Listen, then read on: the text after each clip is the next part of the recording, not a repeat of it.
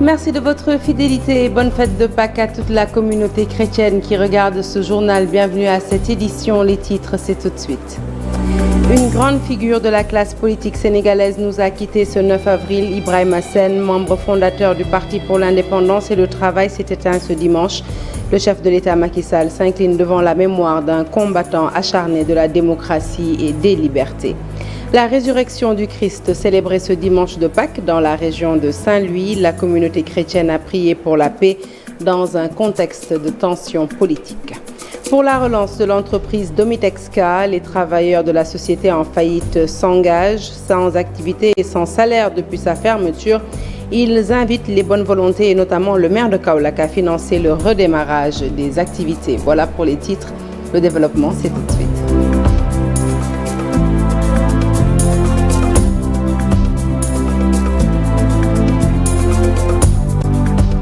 Bonsoir à toutes et à tous. Un journal que nous ouvrons tout de suite avec la disparition d'Ibrahima Sène, figure politique majeure de la classe politique sénégalaise, membre fondateur du Parti pour l'indépendance et le travail, dont il était d'ailleurs le responsable des questions économiques.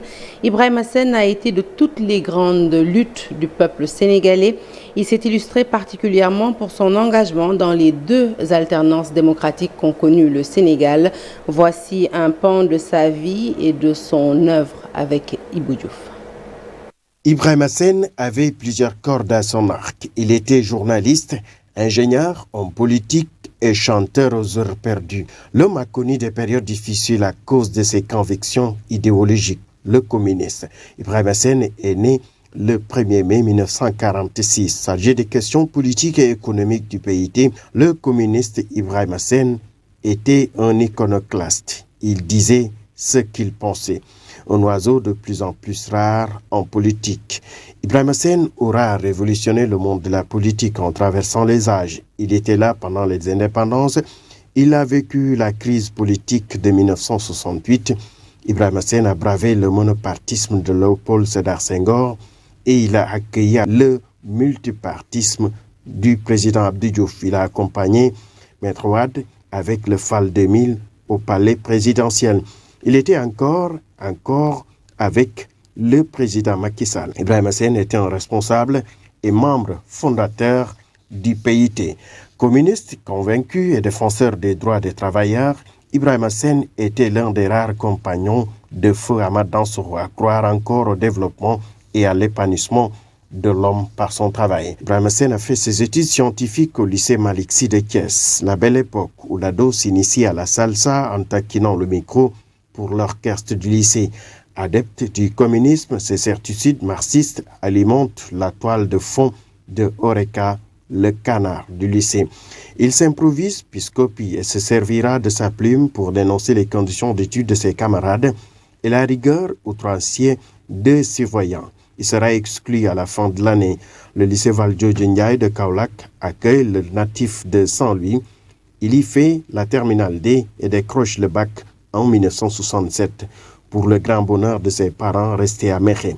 En 1968, cet aîné d'une fratrie de 5 s'envole pour l'Union soviétique. 5 ans plus tard, il rentre au pays avec une maîtrise en agronomie et en chimie. En juin 1990, il sera conseiller technique du ministère de l'Agriculture jusqu'à sa retraite. Repose en paix, vaillant combattant. Ibrahima Sène, un homme ouvert d'une conviction remarquable. Sène était aussi une figure attachante de la vie politique nationale, témoigne son camarade de parti, le secrétaire général du PIT, Sambassi, par ailleurs actuel ministre du Travail, parle d'une perte énorme. Je propose de l'écouter au micro de Mame Biram Diouf. Un homme aux convictions politiques ancrées, fortes, un homme ouvert au dialogue et au débat, un homme soucieux de la défense des intérêts des travailleurs. Syndicaliste chevronné, homme politique avisé, sénégalais bien trempé, c'est quelqu'un dont l'investissement et l'engagement sont reconnus par beaucoup. Alors quand on perd un homme de cette envergure-là, évidemment, on ne peut manquer d'accuser le coup. Ce qui me revient de manière particulière, c'est que Ibrahima Sène était quelqu'un qui ne confondait jamais, encore une fois, l'adversité avec l'animosité.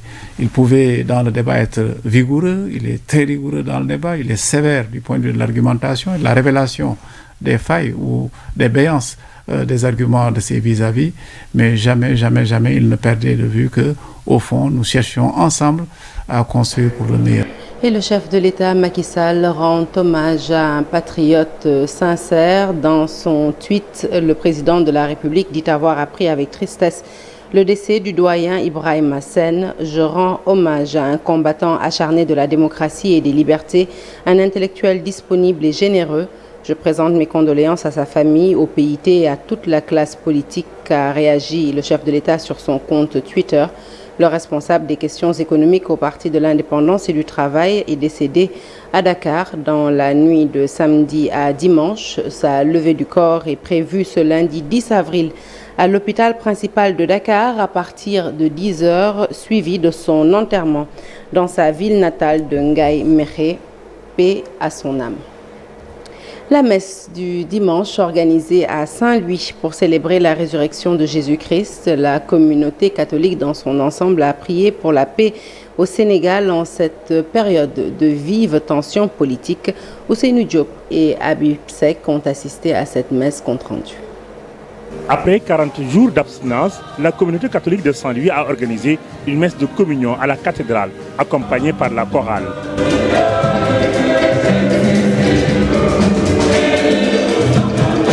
La solennité de Pâques, c'est vraiment la plus grande fête de l'Église. Une très grande fête, disons, c'est le cœur de la liturgie, le cœur de la vie de l'Église. Un jour de fête pour la communauté catholique qui n'a pas manqué de prier pour la paix dans notre pays, où la tension politique monte d'un cran à quelques mois de la présidentielle. Quelque chose de très important, oui, parce qu'on a fait 40 jours avec le carême. Maintenant, on est arrivé tout juste à la Pâques. Il a demandé à ce que la classe politique se mette au travail et que le peuple lui-même se mette au travail, qu'on laisse de côté les querelles. La messe a permis aux fidèles catholiques de prier pour l'effacement des péchés en toutes circonstances, des moments de méditation très forts pour les fidèles qui se sont déplacés en masse pour fêter solennellement la résurrection de Jésus-Christ. Mais prôner la violence. Au contraire, on l'a maltraité, il n'a jamais répondu à ceux qui le frappaient, à ceux qui le maltraitaient, jusqu'à la croix. Au contraire, sur la croix, il a demandé à Dieu le Père de leur pardonner. Le curé de la cathédrale de Saint-Louis a rappelé aux fidèles qu'ils doivent surtout éviter le relâchement et la négligence dans cette vie éphémère et qu'ils doivent toujours travailler à la sueur de leur front en attendant le jour de la résurrection. Et encore une fois, bonne fête de Pâques à toute la communauté chrétienne qui nous regarde ce soir. Les habitants de la cité Maliksi 2 des Mamelles dénoncent l'insécurité galopante qui règne dans leur localité. Face à la presse, ils alertent les autorités et demandent plus de sécurité face aux agressions et autres formes de banditisme dont ils sont victimes. Je vous propose d'écouter tout de suite Momar Gueye, notable du quartier et porte-parole au micro d'Alassane Amadouba. En 2021, nous avons décidé de nous réunir et de créer ce collectif pour nous adresser aux autorités, pour avoir beaucoup plus d'aplomb. On a commencé à faire des procédures par un courrier qu'on a adressé au service d'hygiène. Ce courrier aboutit à un rapport du service d'hygiène édifiant. Parce qu'en fait, on vit dans un quartier où il y a des terrains qui sont occupés illégalement. Il y a des propriétés qui n'ont ni construit ni vendu, sauf que ce qu'ils font, c'est qu'ils sous-louent les terrains à des personnes à des prix dérisoires. Donc du coup, ils ont créé des sortes de bidonvilles dans le quartier. Je pense que c'est la principale cause.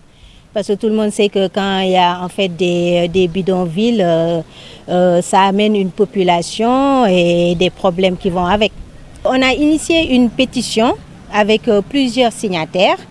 On a adressé cette pétition avec des courriers d'alerte à la gendarmerie, à la sous-préfecture, à la mairie, ainsi que le rapport du service d'hygiène. Il y a eu récemment des cas d'agression. Moi-même, j'ai été victime de ça. Et c'était donc là Madame Astou Sall, membre du collectif des habitants de la cité Aladji Malick Sy des Mamelles. Guet Ndar en rogne suite au saccage des biens appartenant à ses riverains. Plus d'1 milliard de francs CFA en termes de perte de matériel de pêche, un matériel détruit à Kayar. Les organisations de pêcheurs ont décidé de porter plainte dès ce mardi auprès du procureur de la République. Nous écoutons tout de suite Amadou Faye, pêcheur, au micro de Seynou Diop. Il n'y a pas d'appel, l'État doit réagir. Réagir. Pourquoi ne pas réagir? Nous sommes des victimes. On nous a lésés, on nous a brûlés, on a brisé nos matériels. L'État doit nous dédommager. On doit faire, nous allons en procès. Sans ce procès, l'État doit réagir. Et puis nous voulons ça le plus rapide, parce que nous avons des gosses qui sont accroupis ici, sans travail. Ils dorment sous des toits. Ils n'ont plus rien.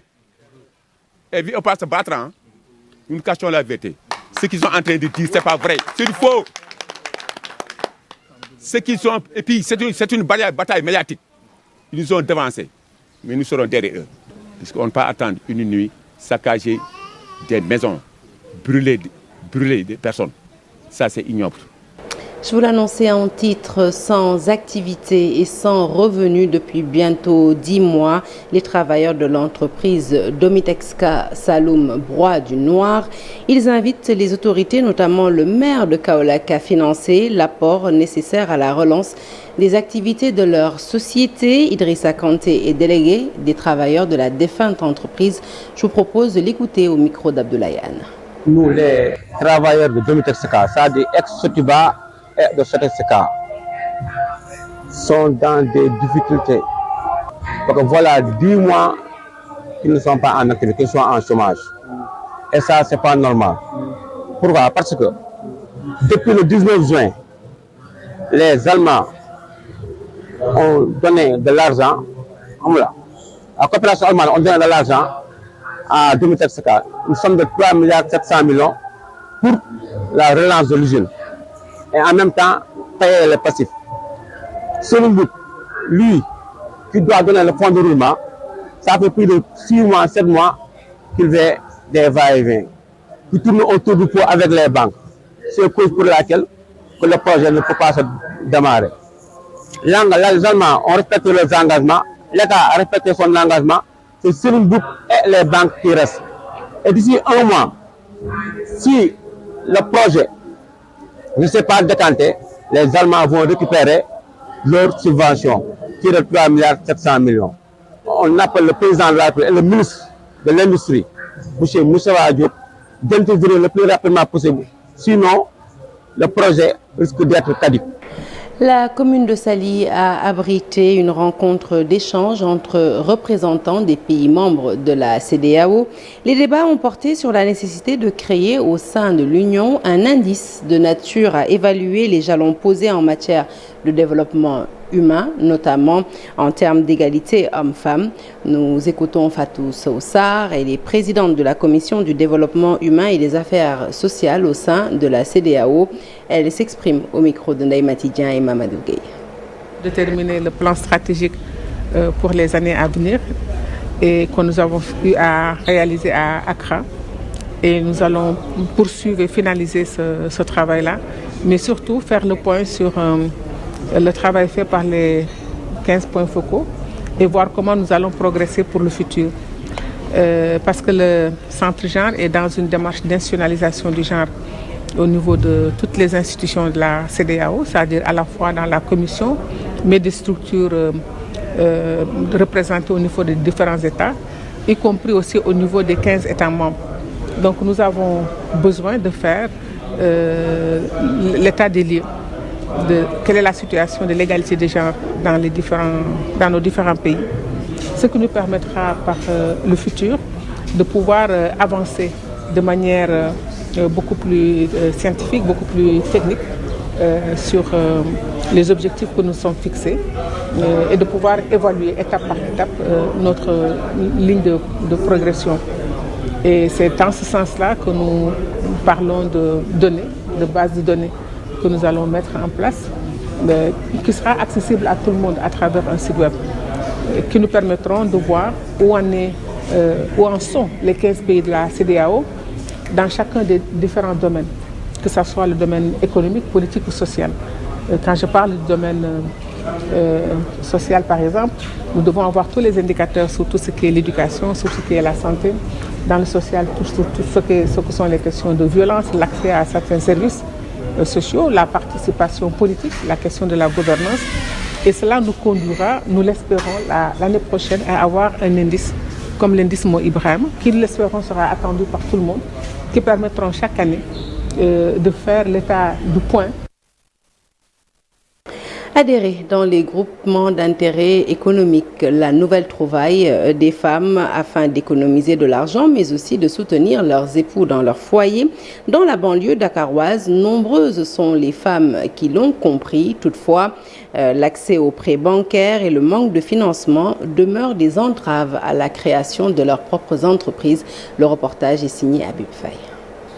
C'est une activité qu'exercent maintenant beaucoup de femmes, inscrites dans des groupements d'intérêt économique dont la finalité est de soutenir leurs époux dans les dépenses familiales. À Guinaw Rail Nord, le nombre de GIE est important. Les femmes se réunissent une fois par semaine pour cotiser. La somme n'est pas exacte, à chacune sa façon de faire. Les cotisations sont inscrites dans ce cahier avec de taux d'intérêt. Il y a aussi la caisse de solidarité. Nous ne fixons pas un montant de versement, la vie est dure. C'est à elles de voir la méthode de versement qui leur convient. Nous n'exigeons rien. C'est pour cela que chaque membre a son propre carnet. À travers de petits financements effectués entre elles, ces femmes ont commencé à installer leurs petites et moyennes entreprises. Nous avons 100 membres dans le GIE et nous faisons un très bon travail. Il y a celles qui versent 200 francs CFA pour le fonds de caisse. Nous économisons l'argent jusqu'à la fête de la Tabaski pour ensuite le donner à chacune son quota afin qu'elles puissent soutenir leurs époux. On s'autofinance jusqu'à 75 000 francs CFA pour permettre aux membres de réaliser quelque chose. Souvent, elles n'ont pas accès aux prêts bancaires, une raison pour elles de se tourner vers les bonnes volontés pour avoir des appuis financiers. Avoir un prêt bancaire est souvent difficile sans compter les taux d'intérêt. Seule Action sociale Ousmane Fall est venue à notre chevet.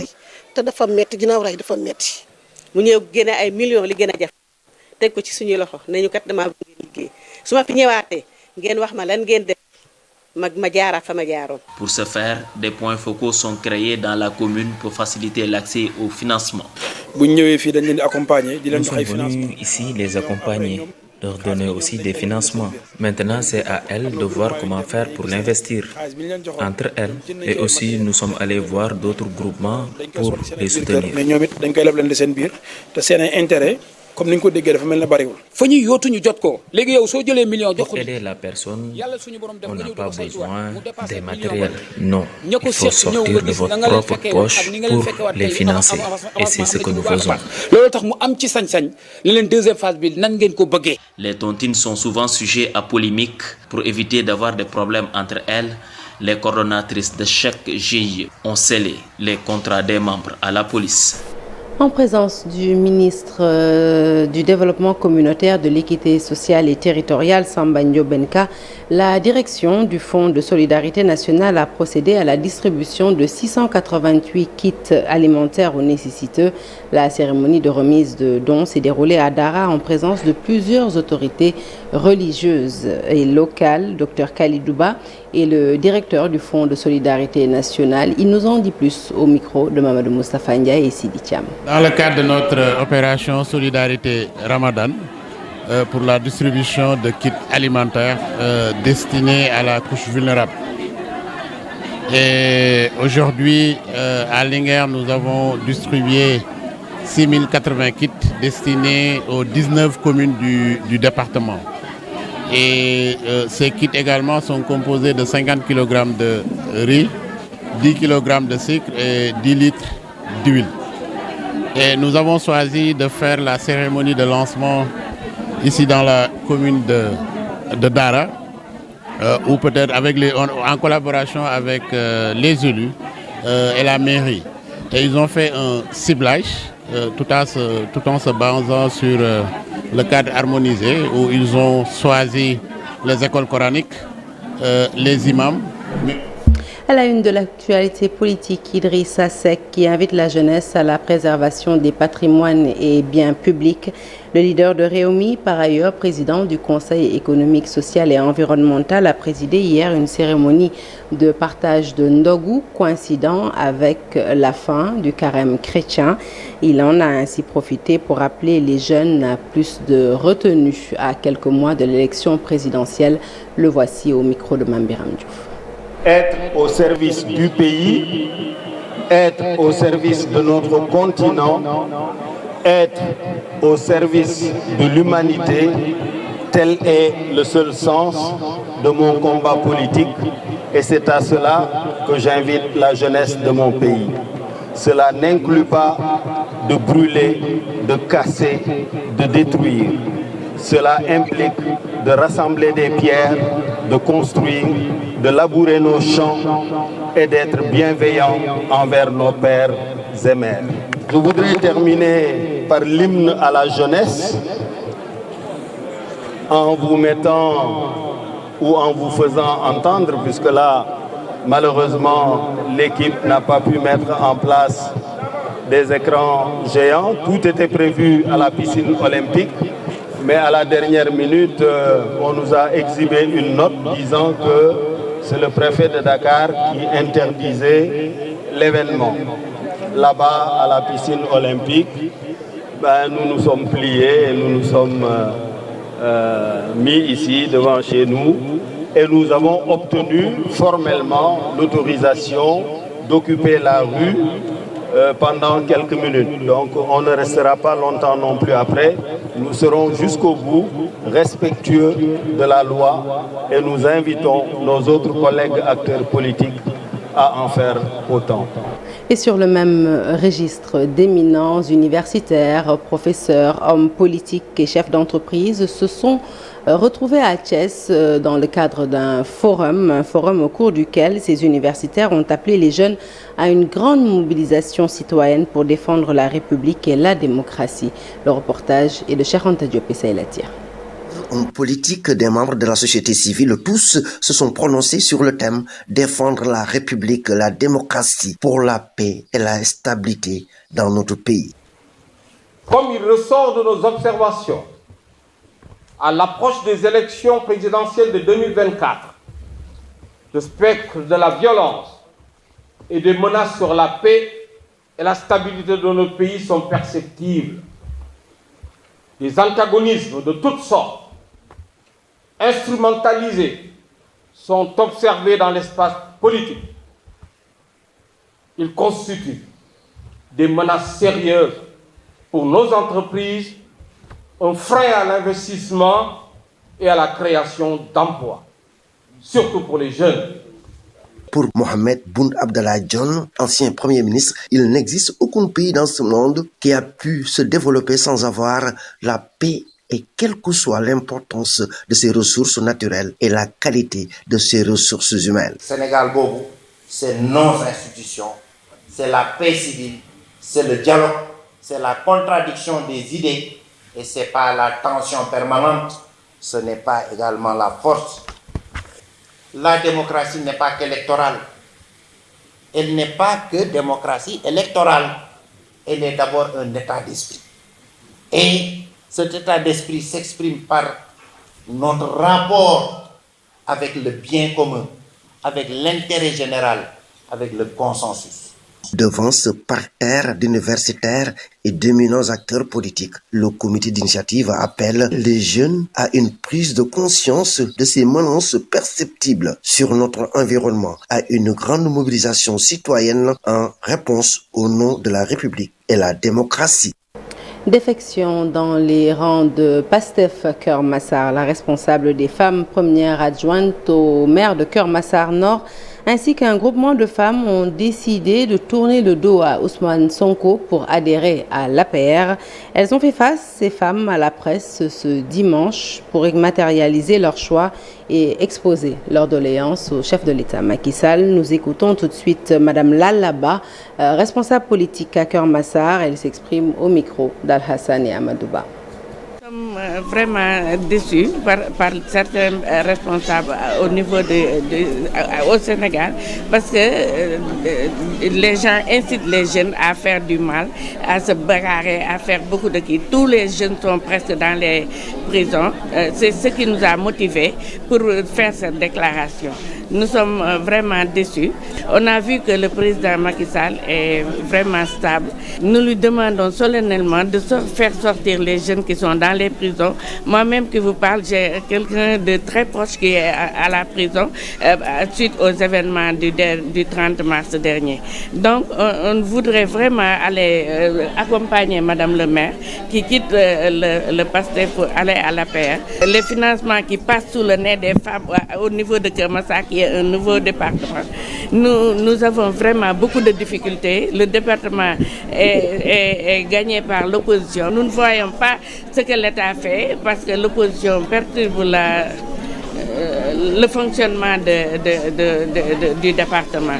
Les gens disent que ce n'est pas légal, mais moi, si j'ai la certitude que c'est légal, je postule pour la candidature du président. Les femmes de Benno Bokk Yakaar, elles battent le rappel des troupes et décident de faire le tour des régions du Sénégal pour rappeler les réalisations